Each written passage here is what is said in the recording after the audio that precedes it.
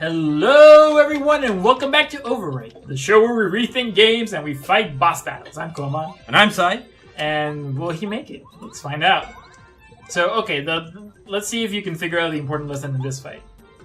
Body slam and bombs. So, what the game is kind of setting up here is you already have 3 party members, which you can switch around, which all of them have very specific attacks. So you want to start thinking about what each one, their prowess and their weaknesses are in battle, and adjust accordingly depending on who you're fighting. Right. So I think in the case of Bombette, she might not be the best choice for dealing with the bombs. That might still be Cooper, but she's a great choice for dealing with the Koopa Troopers. I remember, I think is the bomb function. Oh yeah, no, that's a single hit. No, you won't probably want to go with the body slam for now. Press A, and you want to get all the way to the star and then let go. As soon as it lights up, you want to let go. Okay. So, defend. There you go. Finally learning stuff in OVERWRITE. Finally. But yeah, so the idea is, and this is definitely not the only RPG that does this, but this is definitely the most welcoming RPG that does this, is introducing, here's a different set of abilities, try mixing and matching them in battle to see what works best for each situation. Right. So that it kind of ends up making the battles like a little puzzles in themselves, which is especially nice in this game because there's no random battling really. So every battle is kind of specifically curtailed to the situation the game design trying to create in that moment. But yeah, we're almost done here. So this is okay. Yeah, this is like a mini boss thing, basically, which is why they gave you the heart to recover health and the save point. It's just because this is a battle you couldn't avoid. I mean, this is kind of a boss, but it's also pretty easy. Yeah, because it's I've had tougher battles, is what I mean. Yes, because it's not meant to be like a power battle, which is just who's stronger. It's meant to be a battle to teach you about being smart about your abilities and your characters, right? And switching them accordingly, not depending. This is something people tend to do is the last thing they get, they start crutching on that, especially if you play, I guess, Zelda or whatever. Is you start depending on the last thing the game gave you, and here the game's trying to tell you no, don't just crutch on Bombette because you're not going to have a good time. Instead, remember all the characters you have and use them accordingly to the situation you find yourself in. Right. I do want to say you've clearly been paying attention though, because you remember to come back here where all the cracks where I start blowing shit up. Yeah. So good. I'm learning stuff in OVERWRITE. Fuck. Maybe by the end of the game, Sai will be, the master of Paper Mario. That's kind of the hope. What? I already am the master of Paper Mario. What are you talking about? Let's not get up ahead of ourselves here just yet. I am the master of Paper Mario. Okay, so the boss, the king of Paper Mario. While you're blowing shit up and getting items, here's a question for you. Yes. So, you mentioned earlier, Mario 64 was probably your first Mario game. Right. Yeah.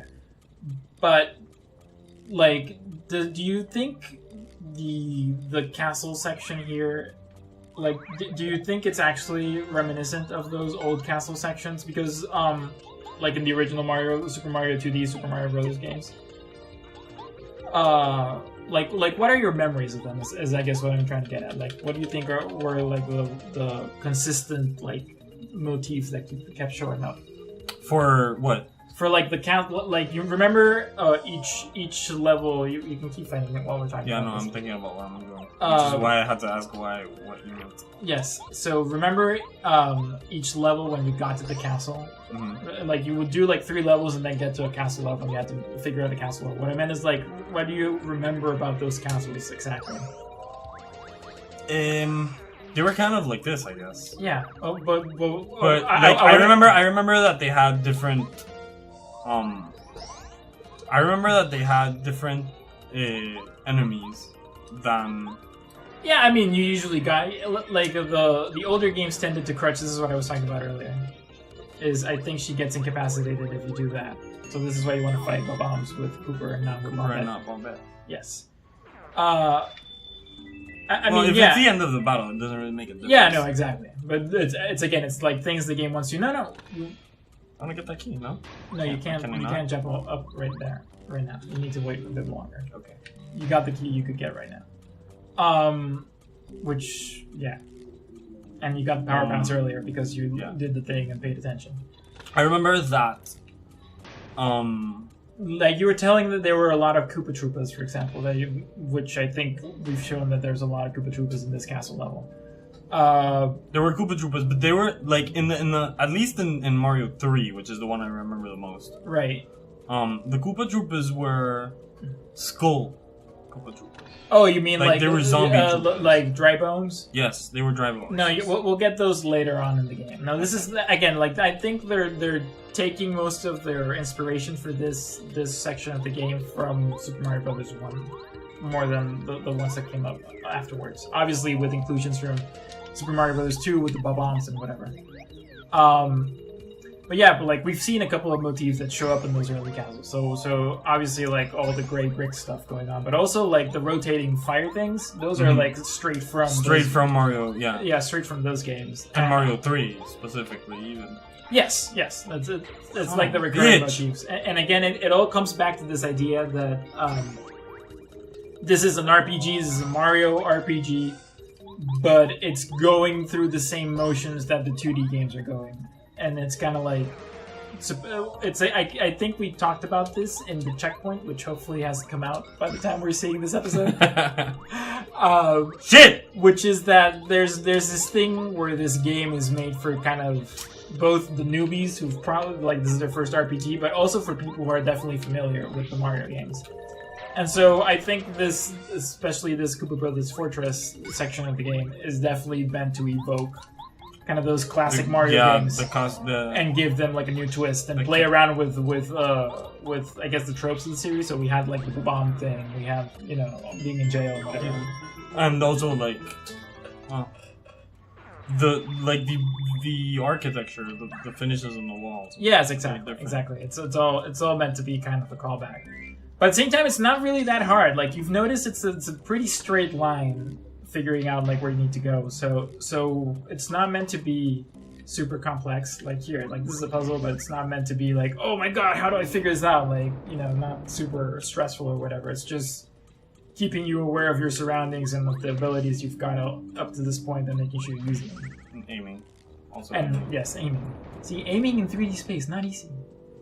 Hey, I managed it. Okay. Yes, I managed it too. Yeah, after like 17 tries. This is way easier than pointing in first person with an N64 design game.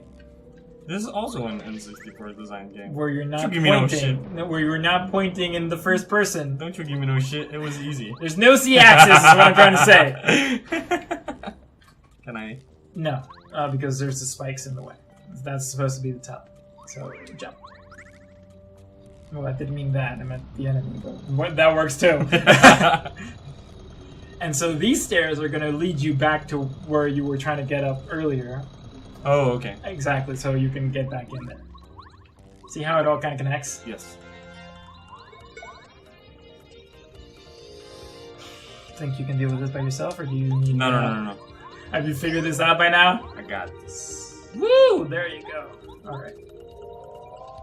Yeah, this game does suffer from a little bit of inevitably that RPG grind problem, where it's like the game feels like it needs to keep upping the ante, but it can't like get too tough too quickly. Yeah. Because it would make it inaccessible. So they just start piling. After they've taught you everything they want you to know about battling so far, they kind of just start piling on enemies. So this is why we're getting like 2 Koopa Troopas and 2 bombs, and this fight might take a bit. Yeah, it'll probably. No, I think we can finish the battle and grab the last key before we need to call the episode for now. Yeah, I don't know. Like, I guess what I've been meaning to try and like bring up so far is like have you enjoyed the game so far because you kind of start recognizing all these little things? No, that show yeah, up? definitely. And I think that's kind of what makes the game charming, really, is that it's playing with all these things that you're probably familiar with, but it's kind of making fun of them in some like manner or another. Mm-hmm. So, like, I think it's funny, for example, how all the Cooper brothers are kind of like setting up their traps, but it's like you're always walking on them, like right as they're setting them up, which is kind of the excuse for the players to go like, oh, okay, it's like a trap. But you know you gotta do the trap anyway because that's the only way to keep the plot moving. Yeah, to keep yes. going forward. So there's kind of like this tongue-in-cheek thing going on, this kind of little conversation going on between the player, and it's like, oh, there's a lock, and now you need to go back here to get the key for the lock.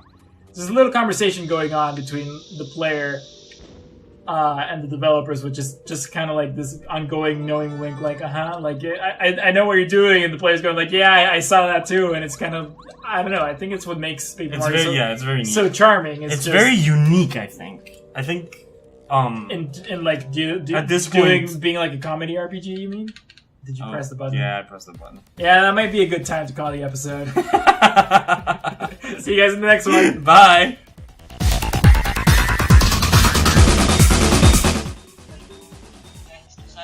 I might stop by your tray right now and get stuff to make cookies.